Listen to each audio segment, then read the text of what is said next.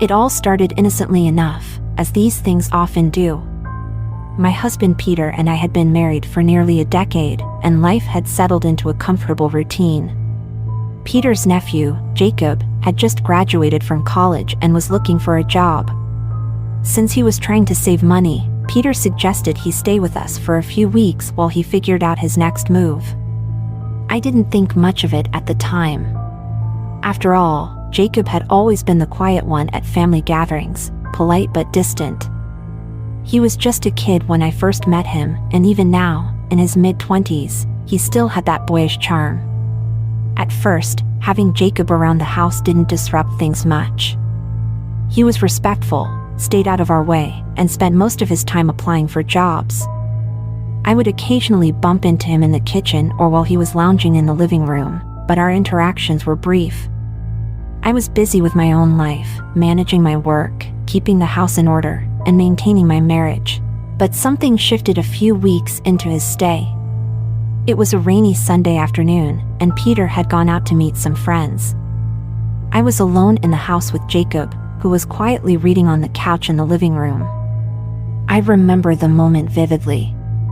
I walked in to grab a book and noticed him glancing up at me, his eyes lingering just a bit too long.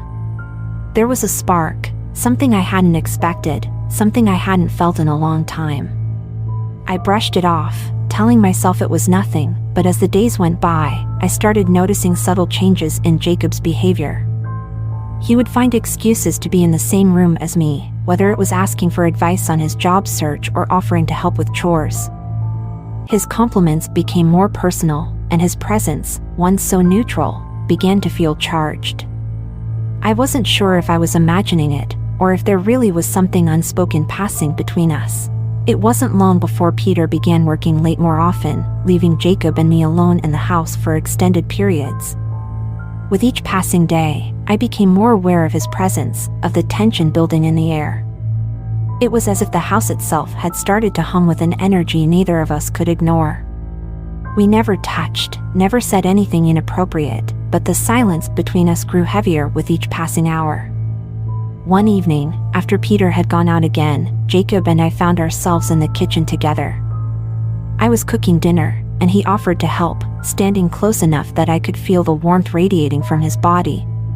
Our hands brushed as we passed each other ingredients, and in that moment, I realized that this was more than just an innocent attraction. Something dangerous was brewing between us, something I wasn't sure I was prepared to confront. "Thank you," I said, trying to sound casual as I handed him a plate. "You've been really helpful around the house." Jacob smiled, that same boyish grin I'd seen 100 times before, but this time it felt different. "It's nothing," he said, his voice soft. "I like being around you." I didn't know how to respond. The air between us felt thick, almost suffocating, and for the first time, I realized just how close we had come to crossing a line we could never uncross. But we hadn't, not yet, anyway. After that night in the kitchen, I began to notice Jacob more. His presence in the house, once so easy to overlook, now seemed almost magnetic. I told myself that I was being ridiculous. He was my husband's nephew, for heaven's sake. But the more I tried to convince myself that nothing was happening, the more I felt pulled toward him.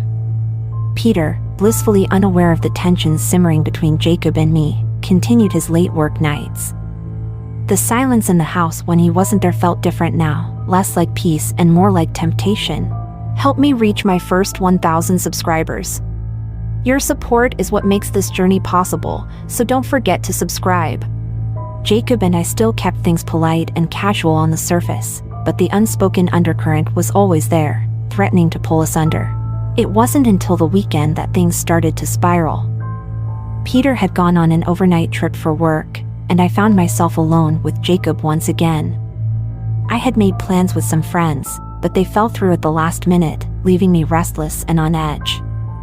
Jacob, sensing my mood, suggested we watch a movie together. I hesitated. It felt like crossing a line, even though technically it was just a movie. But I didn't want to appear paranoid or awkward, so I agreed. We sat in the living room, side by side on the couch, with the TV glowing in front of us. At first, it was easy enough to focus on the film, but as the minutes ticked by, I became more aware of how close we were sitting, the way his arm brushed against mine when he reached for the remote, the soft sounds of his breathing. Halfway through the movie, I felt him shift closer. My heart began to race, and I told myself I should get up, make some excuse, and leave the room. But I didn't. Instead, I stayed motionless as the space between us disappeared. There was nothing overtly inappropriate in his actions, but the intensity of the moment was unmistakable. "I really appreciate you being here," Jacob said suddenly, his voice low. "I've been feeling pretty lost lately, but being around you, it makes me feel like things will be okay." I wasn't sure how to respond. There was a sincerity in his words, a vulnerability that caught me off guard. I felt an overwhelming urge to comfort him, to tell him that everything would be fine, but I also knew that I was teetering on the edge of something dangerous. "You've been through a lot," I said, choosing my words carefully. "It's normal to feel uncertain right now." He looked at me then, his eyes dark and intense. "It's more than that," he said softly. "I don't know how to explain it, but I've never felt this way before." My breath caught in my throat. This was it, the moment I had been dreading and anticipating all at once. I knew I had to shut it down, to create distance before things went too far. But instead, I found myself frozen, unable to speak, unable to move.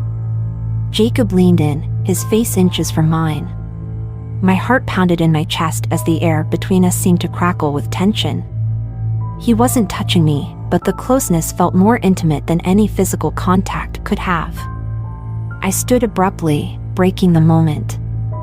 "I need to check on something in the kitchen," I said quickly, my voice sounding shaky even to my own ears. Jacob blinked, momentarily surprised, but then nodded. "Yeah, of course. I'll pause the movie." I rushed out of the living room, my mind racing. What was I doing? How had I allowed things to get this far? In the kitchen, I gripped the edge of the counter, trying to steady my breathing. I needed to regain control of the situation before it spiraled completely out of hand. But even as I stood there, trying to collect myself, I couldn't shake the feeling that the line we had been so carefully towing was about to be crossed, and I wasn't sure if I had the strength to stop it.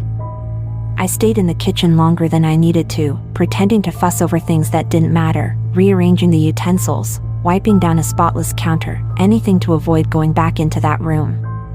My thoughts raced in every direction, conflicting emotions swirling in my chest, guilt, fear, and something else I couldn't quite name. How had I let this happen? More importantly, what was I going to do about it? Eventually, I knew I couldn't hide any longer.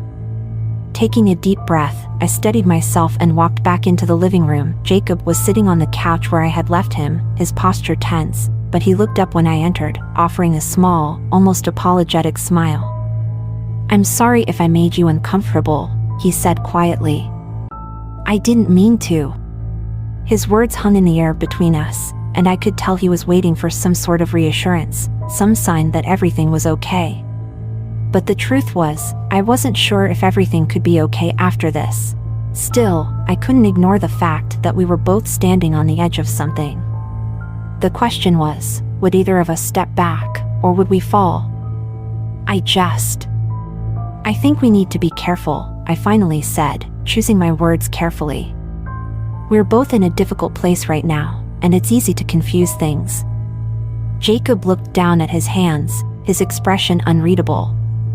"I know," he murmured. "I didn't mean to make things complicated.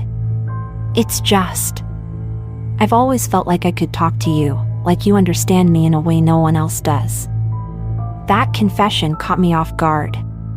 I hadn't realized how deep his feelings ran, and the weight of his words stirred something inside me.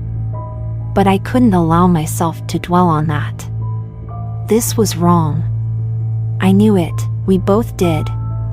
I needed to stop this before it went any further. "Jacob, you're Peter's nephew," I said, my voice firmer now. "We can't do this.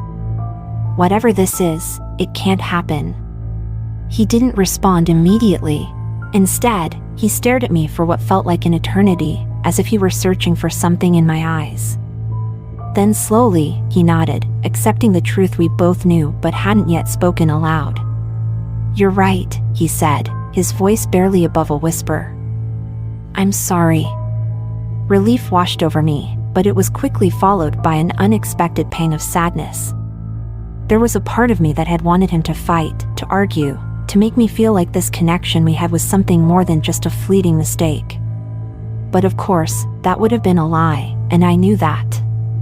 We sat in silence for a while, the tension between us still thick but now tinged with something else, an understanding that this was the moment we had to make a choice. And in that quiet space, with the movie still paused on the screen, it became clear that the choice had already been made. "I think I'm going to go to bed," I said finally, standing up and avoiding his gaze. "It's late, and we've both had a long day." Jacob nodded again, not saying anything as I turned and walked away. As I climbed the stairs, I could feel his eyes on my back, but I didn't look back. I couldn't, not if I wanted to keep the fragile control I had managed to regain. I lay in bed that night, staring at the ceiling, my mind replaying every moment from the evening. What had just happened felt surreal, like a scene from a movie rather than something from my own life. And yet, as real as it had been, I knew I had to let it go. For the sake of my marriage, for the sake of my sanity, I had to bury this before it became something much worse. But sleep didn't come easily. Despite everything, I couldn't shake the feeling that the story between Jacob and me wasn't over yet. The days after that night felt strange, like I was living in some parallel reality where nothing had changed on the surface, yet everything felt different beneath. Jacob and I avoided each other as much as possible. When we did cross paths, we exchanged polite, awkward greetings, pretending that the tension between us didn't exist. But it was always there, just under the surface, like a silent storm waiting to break. Peter returned from his trip the next day, blissfully unaware of what had transpired in his absence. He slipped back into our normal routine as though nothing had changed, and in some ways, nothing had. But in others, everything